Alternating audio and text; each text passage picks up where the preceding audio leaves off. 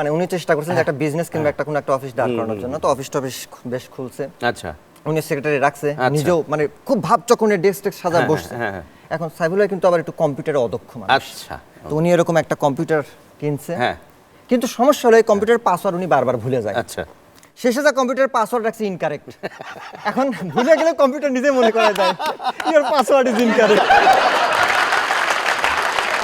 Computer নিয়ে বলে তো আমার একটা মনে পড়লো, এরকম অফিসে নতুন কর্মচারী নেওয়া হয়েছে আর কি। তো কর্মচারী নিয়োগ দিছে, ওই কর্মচারী কম্পিউটারের সামনে সারাদিন কাটাই দিছে। তো বসও খুব খুশি, মানে ভালো লোকটাই নেওয়া হয়েছে। তো পরের দিন বলছে, বাহ আপনাকে দেখলাম কালকে অনেক কাজ করলেন, সারাদিন কাটাইছেন। কম্পিউটারের সামনে বসে দেখি কিবোর্ডের প্রত্যেকটা অক্ষর উল্টাপাল্টা লাগানো, খুইলা সব সিরিয়াল করে তারপরে আমার এক বুড়া চাচা, বয়স প্রায় 65-70 হবে, তাল গাছ থেকে পড়ে যায়, পা গেছে মস্কায়। ডাক্তার দেখতে আসতে এসে দেখে বলছে, হ্যাঁ পা তো মস্কাইছে, রেস্ট করতে পারে, আমি কিছু ওষুধ লিখে দিচ্ছি, এগুলো খাওয়াবেন। তো ওষুধ লিখে চলে গেছে, ছেলে গেছে ওষুধ আনতে, ফিরে এসে ডাক্তারের সাথে রাগারাগি, এই মিয়া আপনি কি ফাইজলামি পাইছেন? আমার বাবা গাছ থেকে পড়ে গেছে, পড়ে তো পা মস্কায় গেছে, ব্যথা পাইছে, আপনি ব্যথার ওষুধ দিবেন, ইনজেকশন দিবেন, আপনি কৃমির ওষুধ দিচ্ছেন কেন? দেখেন আমরা ট্রিটমেন্ট করি একদম গোড়া থেকে, এই 60-70 বছর বয়সে কৃমি না কামড়ালে গেল তাল গাছে ওঠার কথা না। আমি একটু বলি, তো একটা লোককে বলেছে ডক্টর, যে পেশেন্ট যে বলেছে যে ভাই আমার এই যে প্রেসক্রিপশনটা এটা ফলো করবেন, বলে ওকে ফাইন ঠিক আছে ডক্টর। তো 2 দিন পরে ওই পেশেন্ট ল্যাংড়াতে আসছে, একটা পা ভাঙা।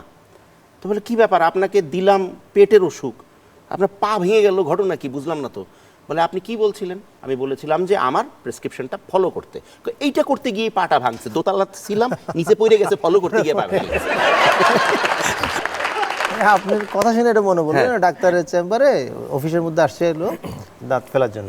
ডাক্তার বলছে হা করেন, করলো, আরো হা করেন, করলো, আরো হা করেন, করলো, আরো হা করেন। দৌড় মিয়া, আপনি কেমন মুখের ভিতরে বসে দাঁত ফেলবেন নাকি?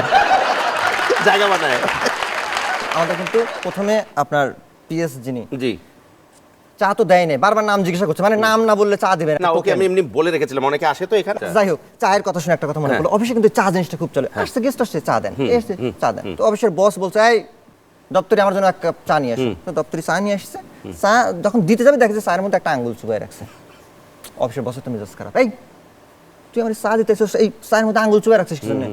স্যার আর কয়েন না স্যার, আমার এই হাতে স্যার একটু একটা ছোট্ট একটা ফোড়ার মতো হয়েছে, তো ডাক্তার বলছে একটু গরম জায়গায় বা গরম কোন স্থানে রেখে দিলে স্বস্তি পাওয়া যাবে, তাড়াতাড়ি সুস্থ হয়ে যাবে, এই জন্য চায়ের মধ্যে রাখছে। আরে শয়তান, তো এটা যখন রাখছিস এখানে না রেখে তো নিজের এই বগলের মধ্যে রাখতে পারিস না? স্যার এই চায়ের কাপে রাখার আগে ওখানেই ছিল। হয় না ওই যে আমরা যে হাত দেখাই, ভাগ্য গণনা করি, আমাদের খুব আগ্রহ থাকে যে আমাদের ভবিষ্যতে কি আছে। তো এক রাস্তার ধারে এক লোক এরকম হাতটা দেখে, অনেকের মতোই। তোর কাছে একজন গেছে, আগ্রহী একজন, যে ভাই আমার হাতটা একটু দেখে বলেন আমার কি হবে জীবনে। তো অনেকক্ষণ টেপে হাত, টিপে কিছু বলে না, বলে বহুতক্ষণ তো টেপলেন, এবার কিছু একটা বলেন। তো উনি একটা কথাই বলল, তোমার জীবনে অনেক উত্থান পতন হবে। পরবর্তীকালে ওই ভবিষ্যৎবাণীটা ফলেছিল, কারণ ওই লোক পরবর্তী জীবনে লিফটম্যান হয়েছিল। অফিস কেরানি রাখছে, তো শেষে দেখে যে প্রথম দিন অফিসের ফাইল পত্র দিয়ে বিধিকিচ্ছির অবস্থা। তো যা বলছে, স্যার আমার একটা স্যার কথা আছে। হ্যাঁ বলো, কি বলবা? বলছে স্যার অফিস তো খুলছেন অনেক দিন, তো দেখলাম এখানে প্রায় 10-15 বছরের পুরাতন ফাইল আছে। তো স্যার ওই 15 বছরের পুরাতন যেগুলো ফাইল আছে ওইগুলো যদি ফেলে দেই স্যার, তাহলে তো মনে কোনো সমস্যা হবে না, নতুন ফাইলগুলো রাখি। চলো বলছে, হ্যাঁ তুমি 15 বছরের পুরাতন যেগুলো ফাইল আছে সেগুলো ফেলে দিতে পারো, কিন্তু তার আগে সিকিউরিটি হিসেবে প্রত্যেকটা ফাইলের 3 কপি করে 70 কপি রেখে দিবে। আমি চাই যে তোমাদের জীবনে উত্থানই ঘটুক, তোমরা অনেক ভালো করছো, আগামীতে আরো ভালো হোক, এবং পাশাপাশি এরকম মাঝে মাঝে এসো আমার অফিসে, একটু এরকম ফান আড্ডা হবে, ভালো লাগবে। আজকে ঘুরতে এসেছি, ইনশাআল্লাহ এর পরে ব্যবসায়িক কাজে আসবো। নিশ্চয়ই, ইনশাআল্লাহ। Thank you so much Saiful, thank you so much, thank you so much. আসসালামু আলাইকুম। ওয়ালাইকুম আসসালাম। প্রিয় দর্শক, এই ছিল আমাদের প্রিয় রসিকরাজ সাইফুল এবং রসিকরাজ শাহজাদার কিছু পারফরমেন্স এবং কিছু জোক, যেগুলো আমারও খুব ভালো লেগেছে, আশা করি আপনাদেরও খুব ভালো লেগেছে।